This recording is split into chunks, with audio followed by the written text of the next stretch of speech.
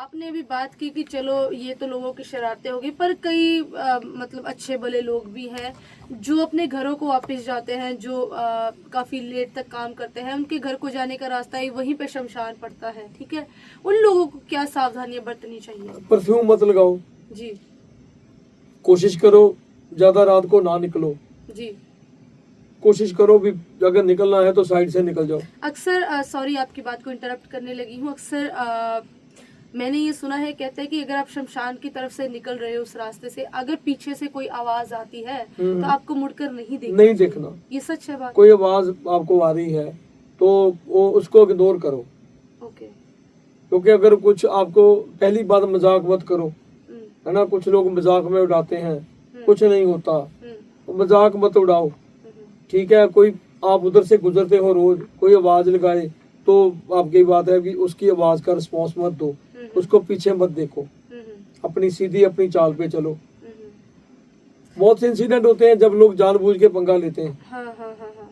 अक्सर जो कई लोग होते हैं जो ज्यादातर डॉक्टर साहब जो रात में ट्रेवल करते हैं, नाइट में, जिनको नाइट में ट्रेवल करने का शौक होता है, एंड इवन उससे ज्यादा भी जो लोग अकेले सफर करते हैं रात के 1 से 3 बजे के बीच, उनको क्या सावधानियां बरतनी चाहिए? सावधानी यही है कि मेन परफ्यूम को अवॉइड करो जितना कर सकते हो।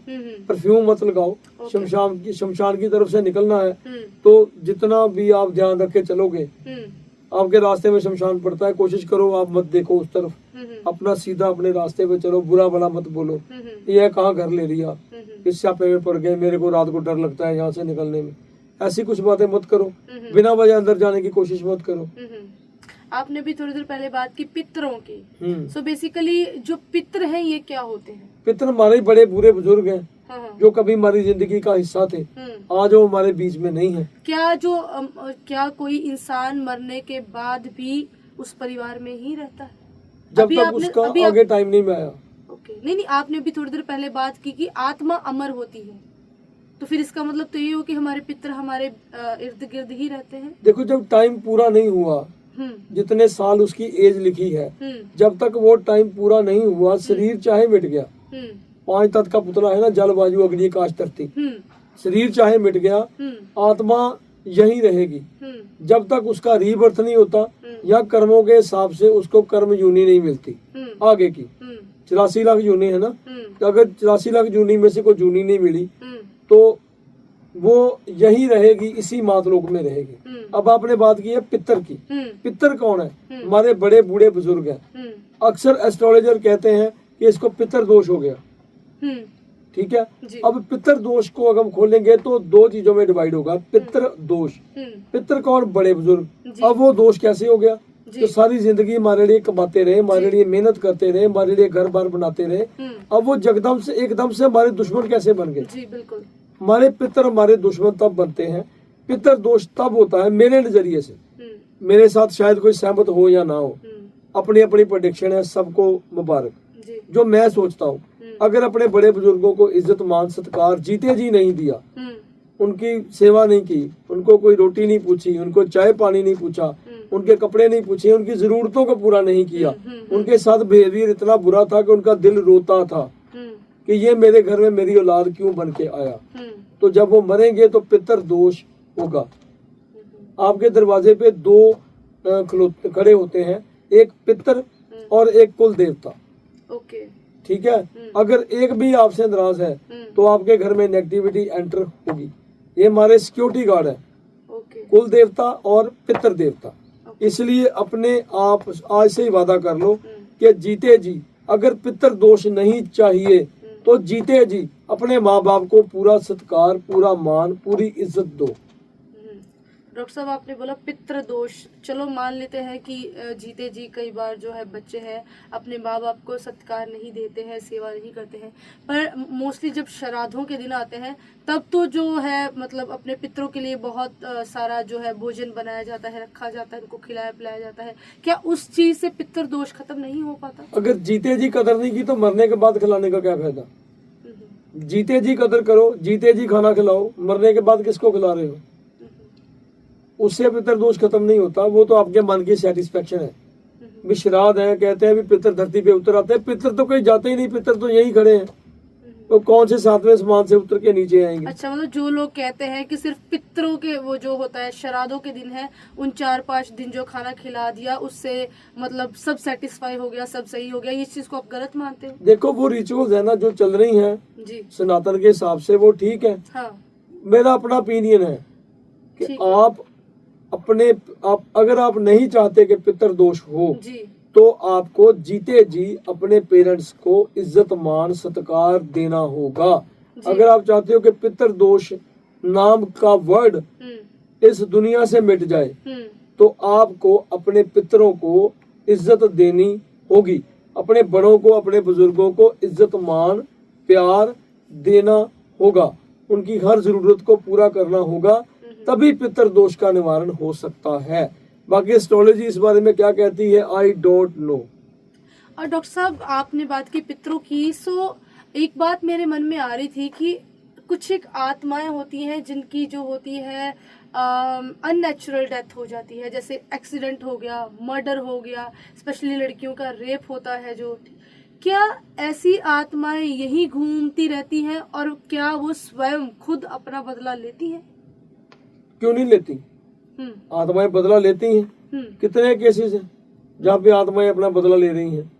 जैसे गुजरात में वो बिल्डिंग है जिसको सूरत में भूतिया बिल्डिंग कहते हैं, तो उसमें वो लड़की छलांग लगाती है ना, तो सारे फ्लैट्स खाली पड़े हैं। इंडिया का मोस्ट हॉन्टेड केस है, तो उसमें क्या है, बदला ही तो है। उसकी डेथ हुई ना लड़की की, जो उसके साथ गलत हुआ, जब बुरा हुआ, उसने सुसाइड कर लिया, उसकी वजह से उसकी डेथ हुई, तो वो बदला ही तो ले रही है, वो उस जगह को बसने नहीं दे रही। कितनी पॉश लोकेशन पे वो फ्लैट्स खाली पड़े हैं। नेचुरल सी गल है, बात है कि आत्माएं अपना बदला लेती हैं। सो आत्माओं के साथ ये चीज रिलेट करती है इच्छाधारी नाग नागिन, जो ये चीजें हम बरसों से सुनते आ रहे हैं, इनके ऊपर फिल्म्स भी बहुत बन चुकी हैं। ये कंसेप्ट काफ़ी जो है नॉर्मल है कि इच्छाधार नाग नागिन होते हैं और उनके वो वहीं पे जहाँ पे वो रहते हैं, अगर हम उनके घर को वो करते हैं, उनके घर को वो करते हैं, ढेरी कर देते हैं, तो जो इच्छाधारी नाग नागिन है वो अपना बदला जो है वो ज़रूर लेते हैं। इस चीज़ के ऊपर आपकी क्या टिप्पणी है? देखो, इच्छाधारी नाग नागिन होते हैं, ये सिर्फ ये नहीं है कि ये सिर्फ फिल्मों में या आपको नाटकों में ही मिलेंगे। मेरे साथ मेरे पास केस आया 2-3 दिन पहले केस आया, तो जब मैंने देखा लेडी आगे बैठी, तो जब मैंने देखा तो ऊपर उसके वाइट कलर के कपड़े, वाइट जस्ट लाइक धोती समझ लो, कुछ ऐसे कपड़े थे, और उसके सर के ऊपर जो था वो मुकुट था, तो आधा वो नाग था ऐसे। तो जब मैंने देखा तो मैंने उससे कहा, लेडी से पूछा, भाई आप नागों की पूजा करते हो, इच्छाधारी नाग की पूजा करते हो, आपके साथ नाग है आपके साथ? तो वो लेडी झट से बोल पड़ी, कहती ये हमेशा मेरे साथ रहता है, मेरे घर में दिखाई देता है, सारे परिवार को पता है, ये नाग है। फिर मैंने जब उस नाग से बात की तो उस नाग ने कहा कि ये मेरी नागिन है और इसका जन्म हो गया, मेरा नहीं हुआ। और हैरानगी की बात है कि वो उस घर में रहता है, उस घर में सारी फैमिली को पता है कि चलता फिरता महसूस होता है, और वो जो नाग है वो हस्बैंड वाइफ में भी कोई रिलेशन नहीं होने देता। और लेडी पूरा मानी कि नहीं, मेरे साथ ये पूरा फिजिकल है। अब कैसे कहते हैं नहीं होता? रिसेंटली 3 दिन पहले केस आया मेरे पास इच्छाधारी नाग और नागिन का। मैंने बैठते ही देख लिया कि इसके साथ चल रहा है। ये होते हैं इच्छाधारी नाग नागिन जो 100 साल की कोई भी जो होता है स्नेक सांप होता है, 100 साल की उम्र पूरी कर लेता है, फिर वो इच्छाधारी में कन्वर्ट हो जाता है, जैसे बताते हैं, जो हमने सुना है या पढ़ा है। इच्छाधारी नाग बन जाता है और वो कोई भी रूप ले सकता है, किसी भी तरह का कोई भी रूप धार सकता है। ये तो आपने बात की नाग नागिन की। इसी तरीके से अगर हम इंसानी जूनी की बात करें तो अक्सर ये जो एक पेट वर्ड लिया जाता है कि 7 जन्मों का बंधन, पुनर्जन्म। क्या आप इस चीज में बिलीव करते हैं कि पुनर्जन्म होता है इंसान का? पुनर्जन्म तो पक्का है। पुनर्जन्म तो होता ही है, ना होने वाली तो बात ही नहीं है, वो तो कर्मों के आधार पे है। अभी रिसेंटली बात करें सिद्धू मूसेवाला की, जो कि पंजाब का एक बहुत ही प्रसिद्ध सिंगर था, जिसकी अननेचुरल डेथ हो गई। अभी उसका जो छोटा भाई है, जो कि बिल्कुल असंभव चीज थी, वो भी संभव हुई है कि उसका छोटा भाई जो कि रूबरू उसी की तरह दिखता है। क्या वो भी एक पुनर्जन्म की एग्जाम्पल है? देखो, उसमें मैं श्योर नहीं हूँ, हो सकता है कि नहीं हो सकता। आई क्योंकि कुछ ऐसा कंट्रोवर्सी इशू बन जाता है, क्योंकि मेरी एक आइडियोलॉजी है, मैं भी सिंगर हूँ, ठीक है ना। तो मेरे को जो मेरे सॉन्ग हैं वो सोशल होते हैं, सोसाइटी को मैसेज देने वाले होते हैं। मैं इन हथियारों के सॉन्ग्स को जो यूथ को उल्टी दिशा में लेके जाए, मैं लाइक नहीं करता। सो हुआ था गलत, चाहे कोई भी इंसान हो, किसी के साथ भी ऐसा ना हो। तो मैंने वैसे उसको ज्यादा सुना नहीं क्योंकि मैं ज्यादा सोशल सॉन्ग लिखता हूँ, सोशल ही गाता हूँ। मेरे जो फेवरेट सिंगर हैं सतिंदर सरताज है, हरभजन मान है, उनके गाने मैं उनके सॉन्ग सुनता हूँ, मेरे को अच्छे लगते हैं। बाकी आपने पुनर्जन्म की बात की, आई डोंट थिंक, हो सकता है हो गया हो। कहने वाले अगर हम इस जो मैंने क्वेश्चन पूछा, इस क्वेश्चन से हट के बात करें, तो आप पुनर्जन्म के बारे में क्या सोचते हैं? पुनर्जन्म होता है, एक्चुअली हमारी अनफुलफिल्ड डिजायर्स हैं जो, है ना, तो वो पूरी करने के लिए हम दोबारा दुनिया में आते हैं। किसी का कर्जा देना है, डेट देना है, किसी के पैसे अपने वापस करने हैं, वो किए नहीं, किसी का पैसा मार लिया, किसी का कत्ल कर दिया, कुछ ना कुछ। जैसे डॉक्टर साहब, हमारी नॉर्मल जिंदगी में भी हम ये चीज देखते हैं कि अगर हमारे पैसे चले गए, हम क्या बोलते हैं, कोई बात नहीं, पिछले जन्मों का लेना देना कोई होगा। वो बहुत कम लोग कहते हैं ना, जो बात को दिल पे लगा के बैठ जाते हैं कि इसने मेरा पैसा मारा, तो वो दोबारा आना पड़ेगा। अगर ऐसे आप माफ कर दोगे, छोड़ दोगे, चलो कोई बात नहीं, दिल से माफ कर दो, वो बात अलग है। लेकिन अगर आप उसको अपने दिल पे लगा के बैठ जाओगे कि इसने मेरा पैसा मारा है, तो नेचुरली बात है आपको फिर से आना पड़ेगा। जो कब किसी का दिल दुखाओगे, किसी के साथ दुश्मनी का भाव रखोगे, तो मैं तो कहता हूँ कि इसी जिंदगी में जा किसी को माफी दे दो या किसी से माफी मांग लो, ताकि अगर आप जन्म मरण के चक्कर से मुक्त होना चाहते हो, दोबारा नहीं आना चाहते, तो छोड़ दो। डॉक्टर साहब, इसके बाद एक चीज जो मेरे माइंड में घूम रही है कि क्या कोई ऐसी, ये जितनी भी हम आइडेंटिटीज की बात करते हैं, भूत, प्रेत, पिशाच, बताल, जिन, जन्नत, क्या इनमें से कोई भी एक ऐसी आइडेंटिटी है जो हमारा फ्यूचर बता सके? इनमें से फ्यूचर तो सिर्फ एक कर्ण पिशाचनी ही बताती है। कर्ण पिशाचनी? हाँ, कर्ण पिशाचनी जो है वो जो सिद्ध कर लेता है, उसको कान में किसी का भी बताती है। कर्ण क्या है बेसिकली? कर्ण पिशाचनी क्या है? कर्ण पिशाचनी को कर्ण पिशाचनी भी कहते हैं, पंजाबी में कर्ण कह देते हैं। अब उस पे भी कई कंट्रोवर्सी करके बैठ जाते हैं कि आपको नाम ही नहीं पता, और भाई कर्ण कह लो, कर्ण कह लो, कान पिशाचनी कह लो, पंजाबी में कहना है। कहने का मतलब कि जो पिशाचनी कान में आके आपको बता रही है, कुछ किसी के बारे में प्रॉपर बता रही है कि ये बंदा ये बात सोच के अपने घर से आया है। ये पिशाचनी कहाँ पे पाई जाती है? इनको सिद्ध किया जाता है ना, सिद्ध किया जाता ये सिद्ध की जाती है। ये कैसे सिद्ध कर सकते हैं? इनके जो गोरी लोग होते हैं, तांत्रिक लोग होते हैं, वो सिद्ध करवाते हैं। इसका मतलब जो बड़े बड़े जैसे लोग रहते हैं, बिजनेसमैन रहते हैं, हाई प्रोफाइल लोग रहते हैं, फिर तो मतलब कंफर्म्ड है कि वो इस आइडेंटिटी को सिद्ध करते होंगे, क्योंकि उनको अपना फ्यूचर पहले पता लग जाता है। सारे नहीं करते, अकेली कर्ण पिशाचनी ही नहीं है, और बहुत कुछ है। 1.5 फुटिया है, 40-40 करोड़ का बिकता है। अच्छा। हाँ, दूसरे का पैसा चुरा के लाना, ओके। बहुत कुछ यूज किया जाता है। बगलामुखी माता है, ओके। बगलामुखी माता को उल्ट यूज कर देते हैं लोग, ओके। उल्टा चला देते हैं। हनुमान जी की एनर्जी को उल्टा चला देते हैं, क्या करोगे? ओके। जो जितना बड़ा आदमी है उतना ही बड़ा उसका सर्कल है। पहले लोग कहते थे पैसे से कुछ नहीं, पैसे से भगवान नहीं खरीदा जा सकता। चलो, पैसे से भगवान तो नहीं खरीद सकते, लेकिन शैतान तो खरीद सकते हैं। तो शैतानी ताकतें हैं, वो तो पैसा फेंको, तमाशा देखो। फिर इसका तो मतलब, इसलिए मैं ये नहीं कह रहा कि सारे अमीर लोग ऐसे हैं, मैं ये बात नहीं, कतई नहीं कह रहा कि टाइकून, बिजनेसमैन सारे इन चीजों को यूज करते हैं, सारे नहीं, कुछ मेरे हिसाब से करते हैं। बात की आपने कि कर्ण पिशाचनी जो है वो कान में आपका फ्यूचर बता देती है।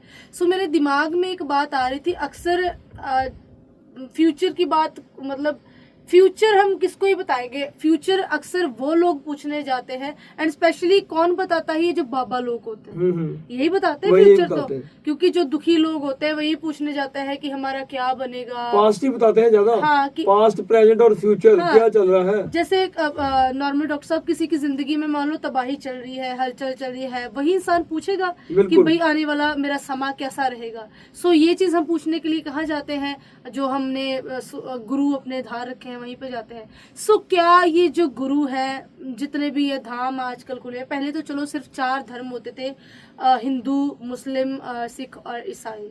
आजकल तो इन धर्मों के भी बंटवारे हो गए, एक धर्म के भी आगे कई जो कह सकते आगे हैं कई ब्रांचेस निकल आई कई हैं। ब्रांचेस निकल आई हैं। सो क्या हम कह सकते हैं कि इनके जो मेन गुरु हैं वो उनमें से कई लोग जो है इस कर्ण पिशाचिनी का यूज कर रहे हैं? देखो, सारे नहीं, हम्म कुछ एक लोग हम्म दुनिया को दिखाने के लिए, हम्म दुनिया को अपने पीछे लगाने के लिए, हम्म क्योंकि दुनिया एक्चुअली चमत्कार को नमस्कार करती है। मैं लाखों की भीड़ में किसी इंसान को उठा के बुलाऊं और उसको बोलूं कि तू ये डिजायर है, तू ये सोच के आया है। अक्सर यही होता है जहाँ होता है। बड़े बड़े कह लो कि किसी भी गुरु ने या कोई बुलारे ने बड़ा वो सेमिनार लगाया था जहाँ पे ढेरों लोग आए थे, यही तो होता है, किसी एक का नाम पुकारा जाता है कि अच्छा तुम्हें ये प्रॉब्लम है, हाँ। तुम्हारा ये समाधान हो जाएगा। गया। जी। तो वो इंसान एकदम से फैन हो जाता है कि यार करोड़ों की भीड़ में से मुझे चुन के ये बात बताई। तो वो होता है लोगों को इम्प्रेस करने का तरीका, एक तरह से अपने पीछे लगाने का तरीका कि बाबा जी के पास तो बेअंत बेशुमार पावर है, बाबा जी तो हर बंदे का अंदर पढ़ लेते हैं। सो जो मेरे जैसे लोग हैं जिनको इन चीजों की नॉलेज है, वो इनके पीछे नहीं लगते। मजा तो तब है जब मेरे जैसे को पीछे लगा के दिखाओ। तो ये जो आपने बात की कर्ण पिशाचने की, ये देखो ये डॉक्टर साहब, ये कहना बहुत मुश्किल हो जाएगा कि कौन इसको यूज कर रहा है कर्ण पिशाचने को, कौन नहीं। सो क्या आप कुछ एक सिम्टम बता सकते हैं, कुछ एक लक्षण बता सकते हैं कि जिससे जो लोग हैं वो जज कर पाए कि कोई जो है जिस गुरु के पास वो जा रहा है वो कर्ण पिशाचनी को मतलब यूज कर रहे हैं या नहीं कर रहे हैं? देखो, पर्टिकुलर किसी का नाम लेते हैं तो वो कंट्रोवर्सी इशू हो जाता है। नहीं कंट्रोवर्सी नाम में किसी का लेता ही नहीं जी। तो सिर्फ ऐसे है कि जब खड़े होके तो एकदम से ऐसे करता है, कोई साइन है कैसे, जस्ट लाइक, अच्छा लाइक साइड को देखना, कान हाँ जा ऐसे। ओके। अब मैं भी ऐसे करता हूँ क्योंकि मैं सोल को देखता हूँ सामने, ठीक है ना, मैं उसका मैसेज सुनता हूँ। अब मेरे को देखे कोई ये कहेगा ऐसे तो तू भी करता है, जो मेरे को मिलने आते हैं, तो अब ये कोई समझे कि शायद ये भी कर्ण पिशाचिनी को सिद्ध करके बैठा है, ठीक है, लेकिन मैं ऐसा काम नहीं करता। मेरे पास मेरे गुरु जी की जो पावर है हम उससे चलते हैं, जो हमारे पास पॉजिटिव शक्तियां हैं उनके, लेकिन स्टाइल ऐसा ही होता है कि ऐसे देखा और जज से बंदा बुला लिया और फिर उसको ऐसे जैसे कुछ सुना है ना, और कुछ ऐसे जैसे ऐसे सीधा बोल के बता दिया या फिर कुछ ऐसे लिख के बता दिया, ऐसे चल के। तो एक्चुअल में होती कुछ ना कुछ सिद्धि है ना। अब बघेश्वर वाले बाबा हैं, तो मेरे को कमेंट में भी आया था कि उनके पास कर्ण पिशाचिनी की सिद्धि है। तो मैं ये क्लियर कर दूं कि मैं उनके बारे में ये बात नहीं कर रहा। हो सकता है उनके पास गॉड पावर हो, हनुमान जी की शक्ति हो, तो अगर उनके पास हनुमान जी की शक्ति है तो उनको प्रणाम है। तो मैं किसी लोग सीधा ही पूछ लेते हैं कि उनके पास कर्ण पिशाचिनी है, तो मेरे को नहीं भाई पता कर्ण पिशाचिनी है कि नहीं है, ठीक है। उनके पास जो भी पावर है, वो जो लोगों का भला कर रहे हैं, जिस तरीके से कर रहे हैं, उनको नमस्कार है। सो ये तो डॉक्टर साहब बात हो गई कि जो फ्यूचर प्रेडिक्ट कर देती है वो कर्ण पिशाचिनी है। क्या इसके अलावा कोई जो अप्सरा कह सकते, देखिए जैसे पुरातन सनातन धर्म में भी बताया गया, जब समुद्र मंथन हुआ था तो भगवान विष्णु ने भी एक कह लो स्त्री का रूप धारण किया था, उनको असुरों को मोहित करने के लिए एकदम कह लो कि एकदम ही मोहित कर दिया था, मोहिनी रूप लिया था, मोहिनी रूप लिया था। क्या उसी तरीके से कोई आइडेंटिटी ऐसी भी है जो बहुत सुंदर आइडेंटिटी हो और मतलब किसी का बुरा ना करे? देखो वो तो जक्षणियां ही होती हैं, दक्षिणिया जो देवियों से नीचे होती हैं। अच्छा, हाँ, जक्षणियां जो होती हैं वो बड़ी सुंदर होती हैं, बहुत अच्छा, रूप वो होता है। देवियों से नीचे होती देवी से नीचे का रूप है जी जो हमारी देवी की पूजा होती है। जी माँ दुर्गा, माँ कालका, 9 देवी की पूजा होती है। जी तो उनमें से जो नीचे का दर्जा रखती हैं, जी वो रखती हैं ये जक्षणी। जक्षणियाँ। तो जक्षणियों में भी कुछ ऐसी कुछ जक्षणी है जो सिर्फ आपको माता के रूप में या आपकी बहन के रूप में मानेगी। ओके बाकी कुछ जक्षणियां ऐसी हैं जो सिर्फ पत्नी रूप में ही मानेगी। ओके उनमें भी पार्ट फिर वही कर्ण पिशाचनी वाला ही आ जाता है। ओके सो मैं तो अपना पूरा पॉडकास्ट हमने जक्षणियों के ऊपर किया था, पंजाबी में, हिंदी में भी करेंगे। जी तो मेरे पास कई आए हैं कि आप जक्षणी की सिद्धि करवा दो, ये करवा दो। मैंने उनसे यही कहा है कि भाई जक्षणी की सिद्धि शुद्धि में नहीं पढ़ना, आप किसी भी सिद्धि में मत पढ़ो।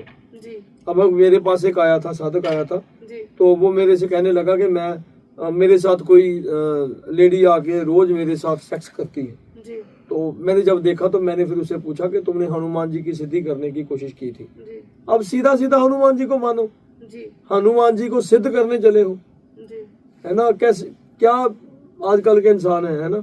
तो सीधा बजरंगबली जी को फॉलो करो, उनको सिद्ध करने की क्या जरूरत है? जब उनको सिद्ध करने के रास्ते पे चलोगे तो कई शक्तियां रास्ते में खड़ी हैं, कई कुछ आपको नीचे कुछ भी पकड़ सकता है।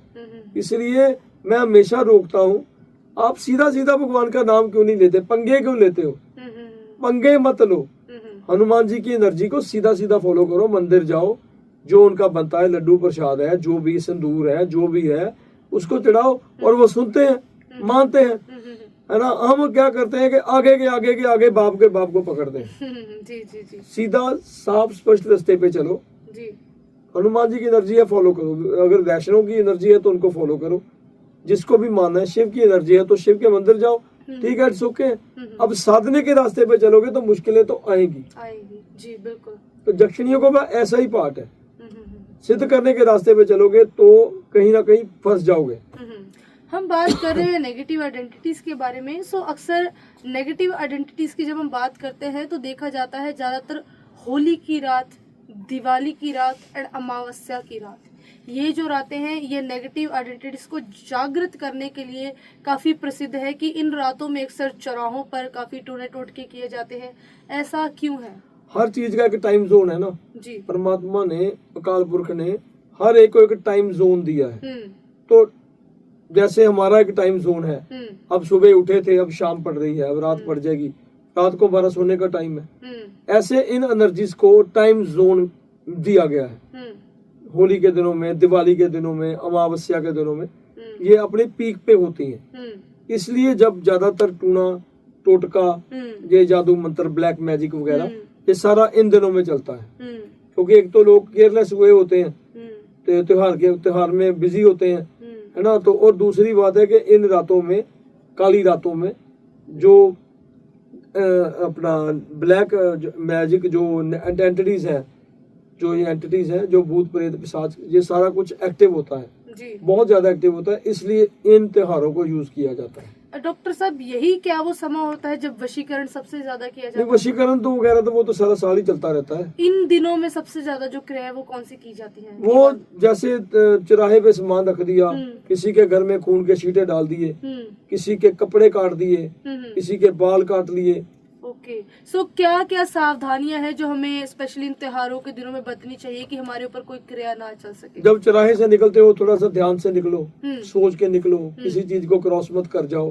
आपके घर में कोई दिया जला जाए दिवाली वाले दिन, ओके, कोई घर के बाहर दिया जला जाए, कुछ सामान रख जाए, ओके, कुछ ऐसा ऑकवर्ड लगे आपको, हड्डी रख जाए, कुछ रख जाए, तब आप अवेयर हो जाओ। मान लो हमें ये चीज दिख गई, मान लो स्पेशली मुझे ही ये चीज दिख गई है ना कि मेरे घर के बाहर दिया पड़ा है, सामान पड़ा है, ये कुछ भी पड़ा है, तो मुझे क्या करना है? सबसे पहले उसको अपने हाथ से नहीं उठाना।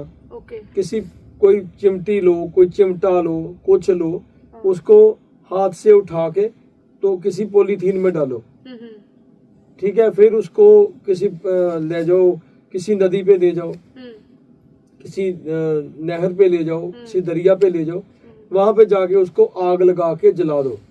चाहे उसके ऊपर पेट्रोल डालो, डीजल डालो, मिट्टी का तेल डालो, जो मर्जी डालो, उसको जला के वो जो अपना दरिया है या नहर है, कुछ भी है, उसमें उसकी राख जल प्रवाह हो जाए। राख जल प्रवाह हो गई, उसके बाद आप किसी गुरुद्वारे में जाओ या मंदिर में जाओ, वहां पर 2-3 घंटे बैठो और कोशिश करो वो 2 साइड ओपन हो। ओके। जिस रास्ते से एंटर हो, हाँ। 3-4 घंटे बाद दूसरे रास्ते से वापस निकलो। ओके। फिर घर आके नहा लो, ओके। फिर आके 10-15 मिनट भगवान का नाम लो, और घर में कच्ची लस्सी का चीटा अंदर से बाहर को लगा दो, वापस हो जाएगा। जो भी किया था खत्म। स्पेशली ज्यादातर ये जो किया कराया है कि किन चीजों के ऊपर किया जाता है?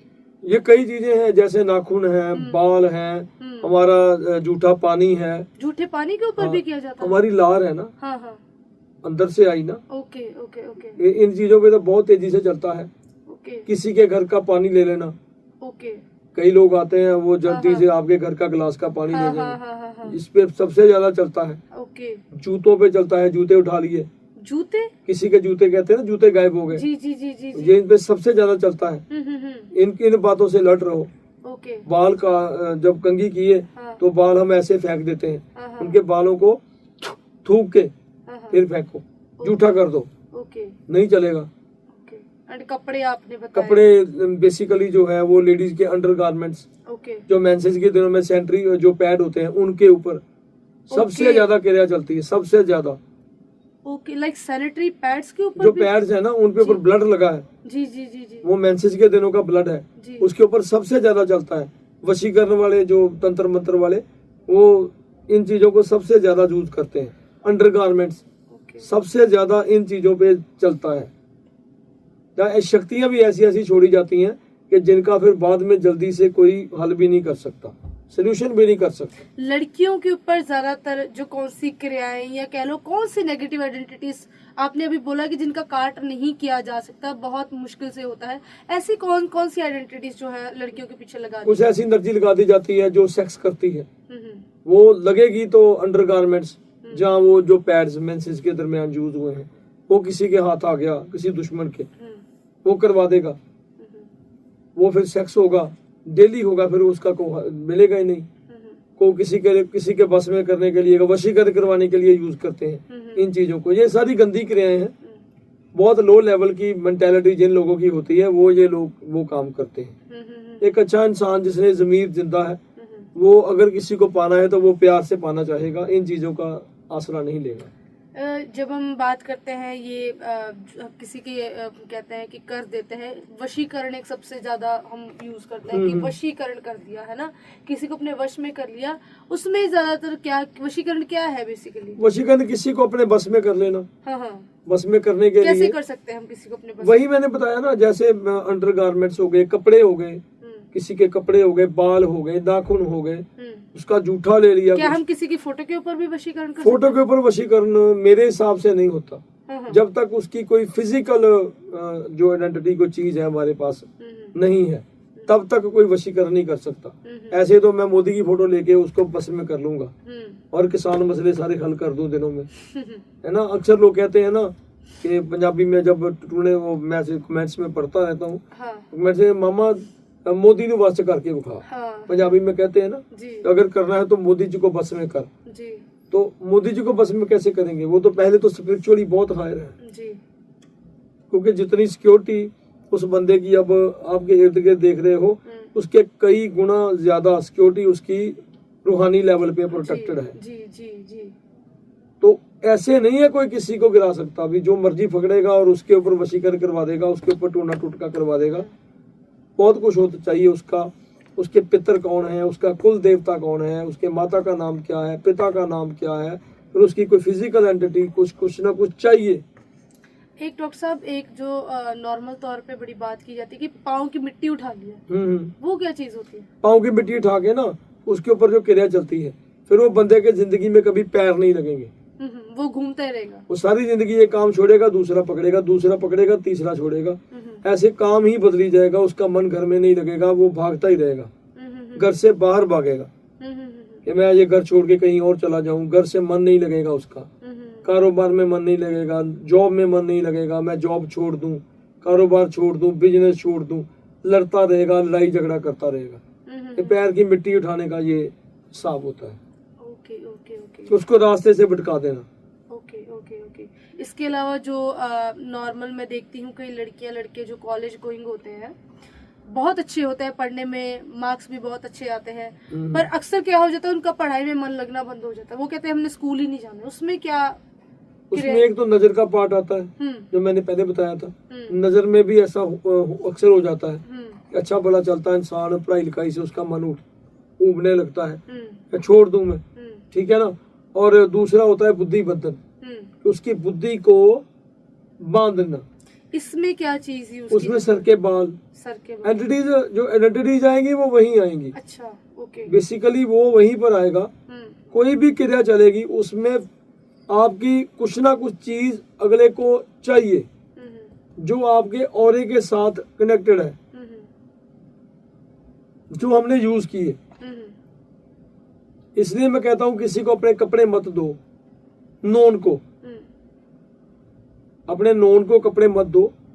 आपने डोनेट करने हैं, उसको धो लो, या पहले नमक वाले पानी में डालो, उसके बाद उसको धो के प्रेस करवा के अननोन पर्सन को कहीं आश्रम में डोनेट कर दो।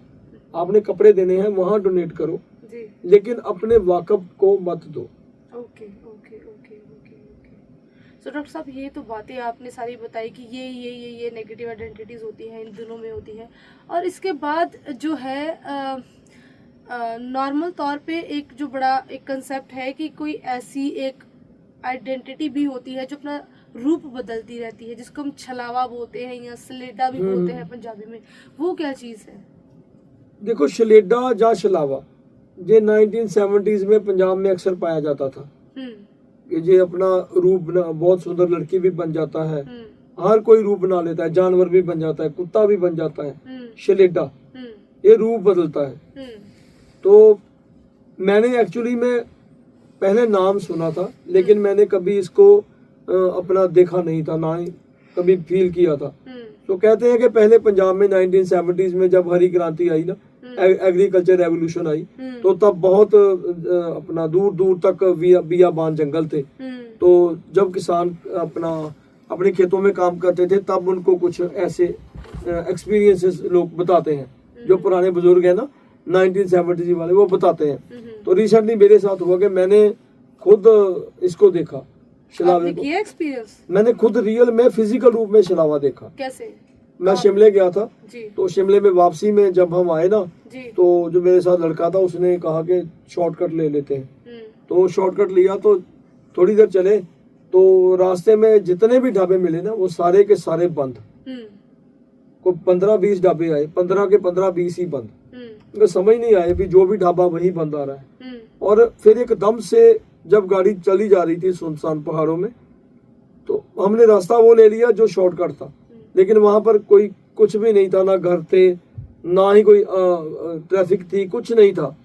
तो एकदम गाड़ी के आगे जस्ट लाइक एक लड़की आई, उसने ब्लैक कलर की जीन्स थी। मेरे को आप भी वो इंसिडेंट याद आता है तो हम शॉक हो जाते हैं। ब्लैक कलर की जीन्स थी, पीछे उसके पिट्ठू बैग था और उसने गॉगल्स लगाई थी ब्लैक कलर की। और एकदम से मैं अपने फोन में बिजी था, और एकदम से जब वो गाड़ी के नीचे आगे आई ना, गाड़ी के आगे आई, तो लड़के ने एकदम से ब्रेक लगाई। तो ब्रेक लगाई तो आगे कुछ भी नहीं। तो जब गाड़ी क्रॉस हो गई, पीछे देखा तो पीछे कोई भी नहीं। वो जब थोड़ी गाड़ी 2-4 किलोमीटर और आगे गई, तो थोड़ा आगे गए तो फिर सेम लड़की, वही ड्रेसअप, पीछे पिट्ठू बैग, सेम लड़की ने क्रॉस किया।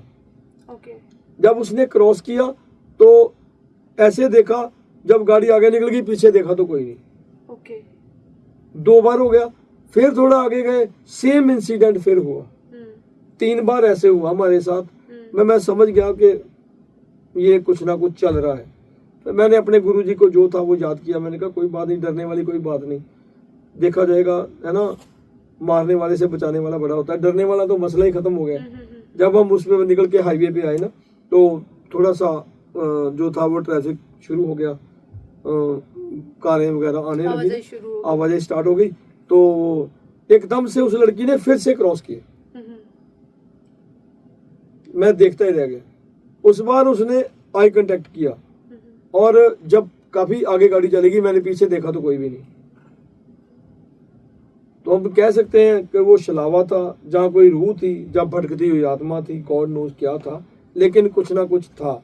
वैसे ज्यादातर देखे तो ज्यादातर मैंने जहाँ तक सुना है कि राजस्थान में ये केस थोड़े ज्यादा पाए जाते हैं। वहाँ वीराना है जी, राजस्थान और जो फॉरेन कंट्रीज हैं वहाँ पे ये चीजें जो थोड़ी ज्यादा पाई जाती है। वीराने में जहाँ पर खाली जगह ज्यादा है ना जी। वहाँ पर, पहाड़ों में तो बहुत कुछ है, पहाड़ी मामा, नारसिंह, ओके। कई एंटिटीज हैं जो पहाड़ों में तो बहुत कुछ है जी, क्योंकि वहाँ पे डॉक्टर साहब काफी ग्रीनरी बहुत है, वीराना बहुत है, जंगल बहुत है जी। पहाड़ों में तो बहुत कुछ प्रचलित है ना। नारसिंह है, जब मिलते हैं कुछ पहाड़ी लोग वो बताते हैं।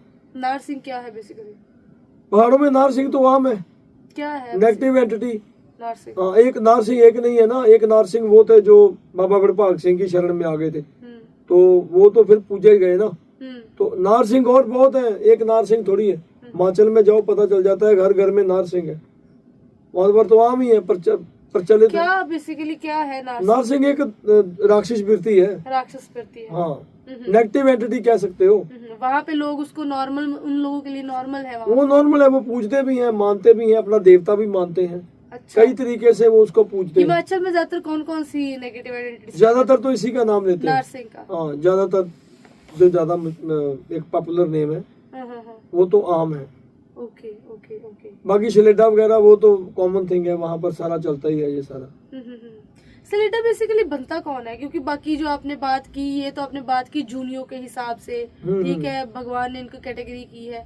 सिलेडा है, ये किस कैटेगरी में आता है और ये बनता कैसे है? सिलेडा एक्चुअली में इसमें कुछ क्लियर नहीं है अभी तक, सिर्फ जिन लोगों ने देखा है, नाम सुना है, रूप बदलता है, कुत्ता भी बन जाता है, बंदर भी बन जाता है, आदमी भी बन जाता है, भयानक रूप भी लेके आता है। और 1970 में पंजाब में ये काफी प्रचलन में था, लेकिन अब नहीं है।